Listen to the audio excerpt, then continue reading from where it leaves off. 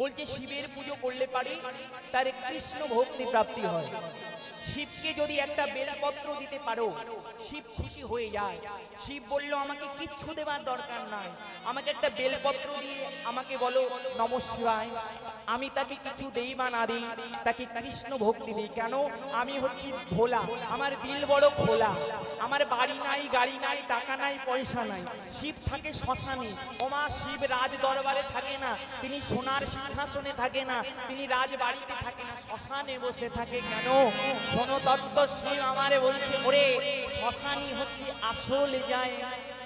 তোরে যতই বাড়ি থাকুক না কেন, ওমা যতই তোমার দোতলা তিনতলা বাড়ি থাকুক না কেন, শেষের দিনে তোমারে যেতে হবে শ্মশানে ঘাট। ওটাই হয় আসল বাড়ি, ওটাই শ্মশানে ঘাট। স মানে নিজে, আর ঘাট মানে যাওয়া। নিজেকে যেদিন ঘাটে নিয়ে যাবে, কোন ঘাটে? যে ঘাটে আমার গোবিন্দ দাঁড়ায় আছে তোমায় পার করিবে বলে, সেটাই হচ্ছে শ্মশানে ঘাট। হরি বল হরি বল হরি বল হরি বল। তুমি রাজা হও না কেন, তুমি ভিখারি হও না কেন, সবারই যেতে হবে শ্মশানে ঘাটে। তাই শিব বসে থাকে সেই ঘাটে, আর শিব বলে ওরে আমি কেন বাড়ি গাড়ি করলাম না জানিস? সবই তো বিষের বড়ি, এই বাড়ি গাড়ি বিষের বড়ি সবই রবে পড়ি। যেদিন শেষের দিন হবে আমার মাথাটা যখন পড়বে না মারবে বাঁশের বাড়ি। ওরে তাই আমি কি করবো দিয়ে এই গাড়ি বাড়ি? তাই আমি সব ফেলে দিয়ে চললাম শ্মশানে। শ্মশানে বসে থাকি, আরে ছাই বস্ত্র গায়ে মাখি, আরে মনে মনে ভাবি একদিন তো আমারও এমন দশা হয়। যে মনে মনে অহংকার করছে আমার দোতলা তিনতলা বাড়ি আছে, আমার কিছু হবে না, তারও কিন্তু সব ছেড়ে একদিন শ্মশানে পড়ে এক মিনিট ছাই হতে হবে। সব অহংকার শেষ হয়ে যাবে, সব দম্ভ শেষ হয়ে যাবে, সব গায়ের বল শেষ হয়ে যাবে। তাই শিব শ্মশানে বসে থাকে। কেন? গোবিন্দকে পাবে বলে। কেন মা? শ্মশানেই শান্তি। আর শান্তি কোথায়? নাকি শান্তি হচ্ছে গোবিন্দের নামে। তাই শিব সবসময় গোবিন্দের নাম করে। তাই শিব সবসময় নিজের শনে মহা আসনে, শ্মশান মানে কি নিজের শনে মহা আসনে বসে যে গোবিন্দের ধ্যান করে সে শ্মশানকে জানতে পারে। শ্মশান মানে নিজের ভিতরে যে ভক্তির আসন আছে, সেই আসনটাকে কেউ যোগে জাগাতে পারে, সে শিবকে চিনতে পারে। আর যদি শিব, শিব মানে সব, সব মানে মরা। তত্ত্ব শোনো মা, শিব মানে সব, সব মানে মরা। আমরা সবাই তো মরে আছি কার কাছে? মায়ার কাছে। ওমা আমরা মায়ার কাছে মরে আছি। ছেলে আমার, গাড়ি আমার, বাড়ি আমার, এই যে আমার আমার করে আমরা মরে আছি। বলছে এই মরা থেকে জ্ঞান্ত করাতে পারে একমাত্র ভক্তি। আর এই ভক্তি পেতে গেলে যেতে হবে শিবের কাছে। আর শিবের কাছে যেতে গেলে শিবকে একটা বেলপত্র দিতে হবে, একটু গঙ্গা জল দিতে হবে।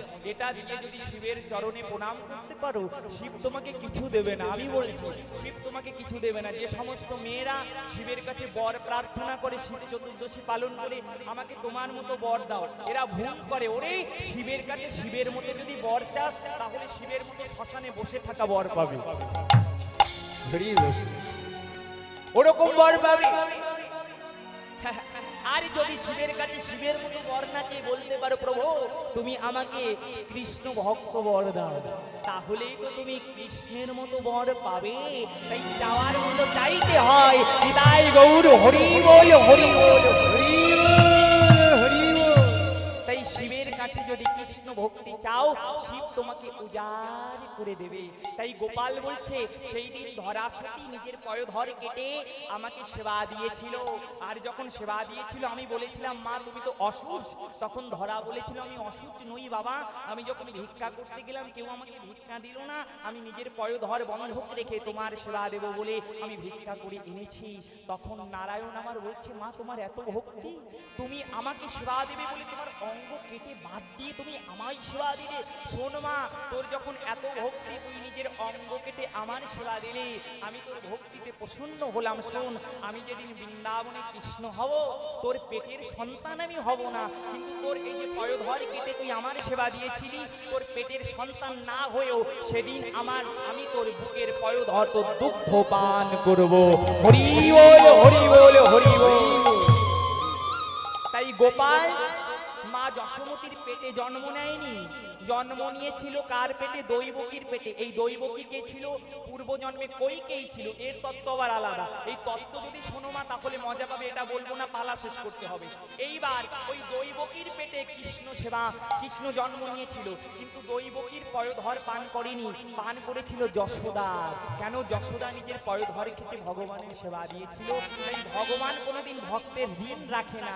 আমরা মানুষের ঋণ রাখি, কিন্তু ভগবান ভক্তের ঋণ পাই টু পাই শোধ করে দেয়। তাই ভগবান আজকে বলছে, ওরে সেদিন মা যশোমতী আমার পয়োধর কেটে সেবা দিয়েছিল, ও ভক্তি দিয়ে সেদিন আমাকে বেঁধেছিল, তাই আজ ওর কাছে আমি বাধা পড়ে আছি।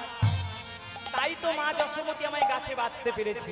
আমার বলছে, শোনো ভাই, শোন, আমি যে সবার কাছে বাধা পড়ি না, ওরে ভাই রে, যে আমায় বাঁধিতে পারে আমি কেবল তারই কাছে বাধা পড়ি। ওরে আমি যদি কাউকে ধরা না দিই, কেউ কি আমায় ধরতে পারে? ওরে এ জগতে কত মুনি, কত ঋষি, কত যোগী ধ্যান করছে, তারা আমাকে কোনোদিন ধরতেও পারে না, বাঁধতেও পারে না। আর ওই সামান্য মা যশোদা আমায় গাছে বেঁধে রাখলো। ওরে ও যে গাছে বাঁধার মতো কর্ম করেছে, ওরে যে আমাকে বাঁধতে পারে আমি তার কাছেই তো বাধা পড়ি, আর যে বাঁধতে না পারে আমি জীবনেও তার কাছে বাধা পড়ি না। ওরে আমি এমনিতে মা যশোমতীর কাছে বাধা পড়েছি, ও যে বাঁধতে জানে, যে বাঁধতে জানে আমি তার কাছেই তো বাধা পড়ি। শোন শোন শ্রীরাম, তুই অমন বলিস না। ওই মা যশোমতী সত্য যুগে ছিল ধরা নামে এক সতী। ওই ধরা সতী নারায়ণকে সেবা দিবে বলে নিজের অঙ্গ কেটে, এই নিজের পয়োধর কেটে, মা শুনে নাও, ভক্ত হতে গেলে পারে কত কষ্ট করতে হয়, তবেই তো ভগবানকে পাওয়া যায়। ওই ধরা সতী নারায়ণকে সেবা দিবে বলে নিজের পয়োধর কেটে, মা এই যে যুগল পয়োধর, স্তন কেটে বন্ধক রেখে মুদির দোকানের কাছ থেকে চাল ডাল এনে ভগবানের সেবা দিয়েছিল। যখন ভগবানের সেবা দিচ্ছে, ভগবান আমার বলছে, শোনো মা, তুমি তো অসুখ, তুমি যে অসুখ মা, তুমি কি জানো না? তুমি কি জানো না অসুখ অবস্থায় কখনো নারীদের বৈষ্ণব সেবা দিতে নেই? ধরা সতী আমার কেঁদে কেঁদে বলছে, হে ঠাকুর,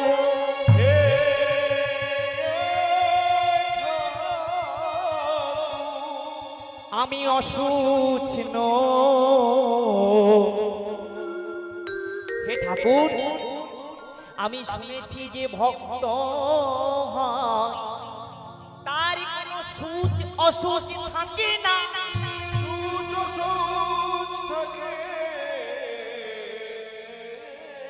যে কৃষ্ণ চরণে নিজের দেহ মন সমর্পণ করে দেয়, বলো দয়াময়, তার কি আবার অসুচ সুচ থাকে? যদি আমি এই শরীরটা গোবিন্দ চরণেই দিয়ে দিই, এ তো আমার শরীর না, গোবিন্দের শরীর, তাহলে আমার শরীরে সুচ অসুচ কোথা থেকে এলো? সবই তো তার। ও ঠাকুর, আমি অসুচ নই ঠাকুর। কি বলছো?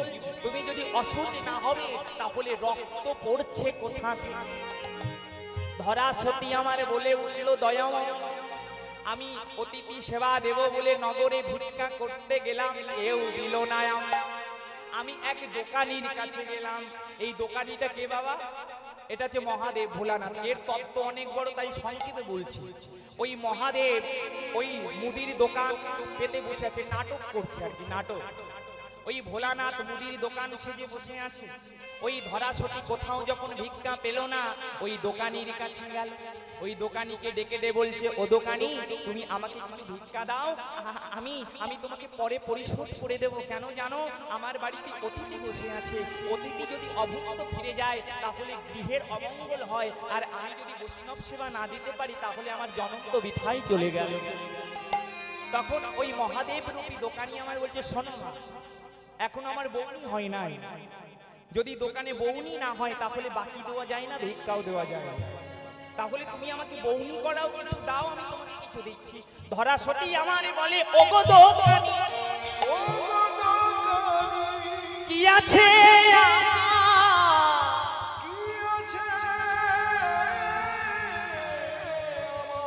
তোমায় দেব বলো, আমার তো কিছু নাই, আমি দিনহীন কাঙালি, তাই তোমার কাছে কিছু আমি বাকি চাই। ওই দোকানি বলে, বাকি দিলে ফাঁকিতে পড়ে যাব ভাই, তাই বাকি দেওয়া যাবে না তোমায়। দোকানি আমারে বলে, শোনো শোনো, তুমি যদি আমায় কিছু দিতে পারো তবে আমিও তোমায় কিছু দিতে পারি। ধরাসতী বলে, কি দেব তোমায়? দোকানি বলে, শোনো মা, তোমার কাছে অনেক কিছু দেবার আছে, তুমি যদি তাই আমায় দিতে পারো তাহলে তুমি যা চাইবে আমি তোমায় তাই দেবো। ধরাসতী আমার বলছে, আমার কাছে আবার কি এমন আছে আমি একে দিলে এ আমাকে ভিক্ষা দেবে? ধরাসতী আমার বলছে, যদি আমি কিছু দিলে আমার যদি নারায়ণ সেবা হয়, ভক্ত সঙ্গ হয়, তাহলে তোমার জনম ধন্য। তখন ধরাসতী আমার বলছে, বলো বাবা তুমি কি চাও? ওই দোকানি আমার বললো, শোনো মা, আমি এমন একটা জিনিস চাই, যদি তুমি দিতে পারো তুমি যা চাইবে তাই পাবে। ধরাসতী আমার বলছে, বলো বলো বলো, আমি কি দেবো? দোকানি আমার বলছে, শোনো মা, তোমার কাছে কিছু নয়, তোমার বাম পায়ের ধর যদি আমায় কেটে দিতে পারো তবেই আমি তোমায় কিছু ভিক্ষা দিতে পারি। দোকানি বলো না,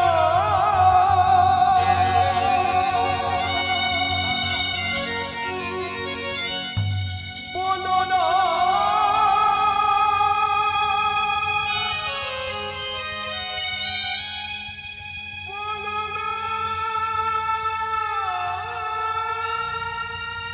দোকানি কি বললে, কি বললে আমি কেমন করে দেব?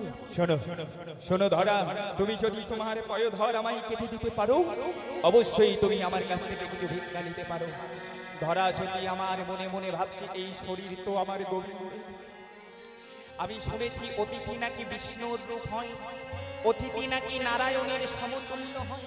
আমার বাড়িতে অভুক্ত বৈষ্ণব বসে আছে, আমার এই তুচ্ছ শরীর তো একদিন আগুনে পুড়ে ছাই হয়ে যাবে। যেদিন মারা যাব, প্রাণ পাখি চলে যাবে, এই দেহ চিতার আগুনে পুড়ে ছাই হবে, কোনো মূল্য থাকবে। দেখুন ভক্ত কত শক্ত। ওই ধরাসতী বলছে, এই দেহ তো মাটির দেহ, একদিন মাটিতে মিশে যাবে। যদি এই শরীর কেটে যদি নারায়ণের সেবা হয় তাহলে আমার যে পরম সৌভাগ্য, আমার অঙ্গ দিয়ে যদি ভগবানের ভক্তের সেবা হয় তাহলে তো আমার জনম ধন্য।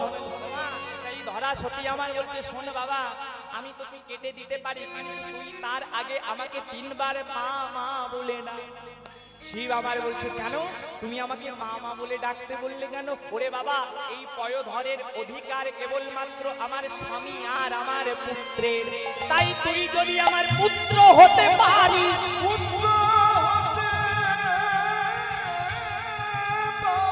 তাহলে আমি তোকে আমার পয়োধর কেটে দিতে পারি।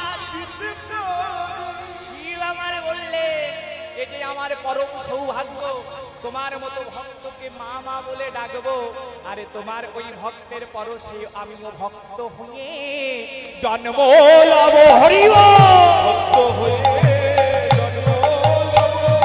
তোমার মতো ভক্ত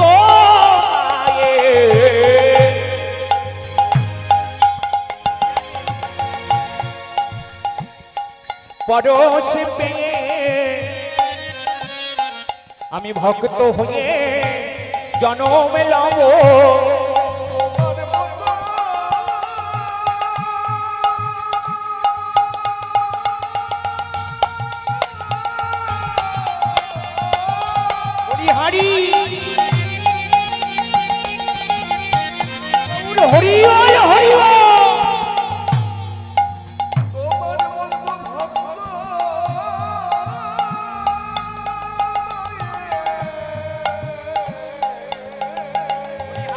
হরি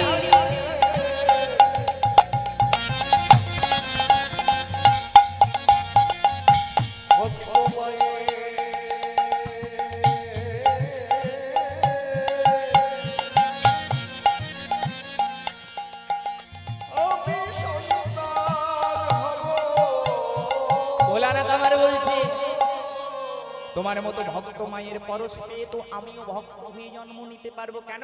ভক্ত হচ্ছে পরশমণি। ওমা পরশমণির পরশে যেমন লোহা সোনা হয়, ভক্তের পরশে ভক্ত হওয়া যায়। একটা চুম্বক যেমন লোহাকে আকর্ষণ করে, তেমন একটা ভক্ত অপর অভক্তকে ভক্ত করে।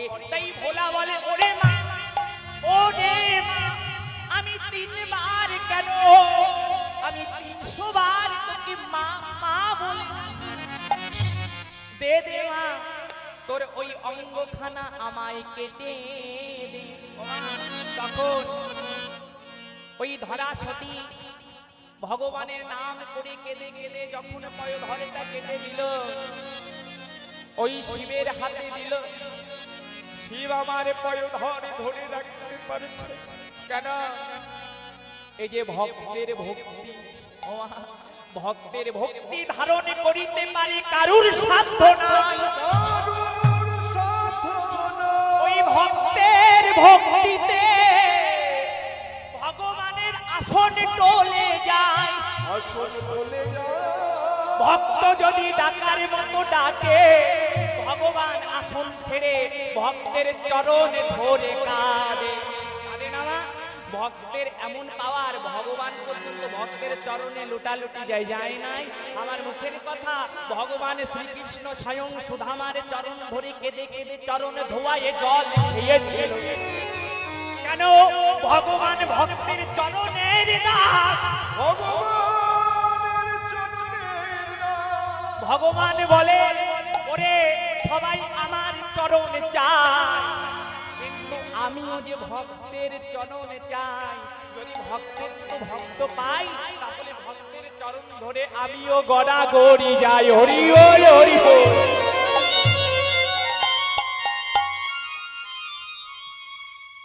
ওই ধরা সতীর পয়ধর নিয়ে শিব আমারে ধরে রাখতে পারছে না।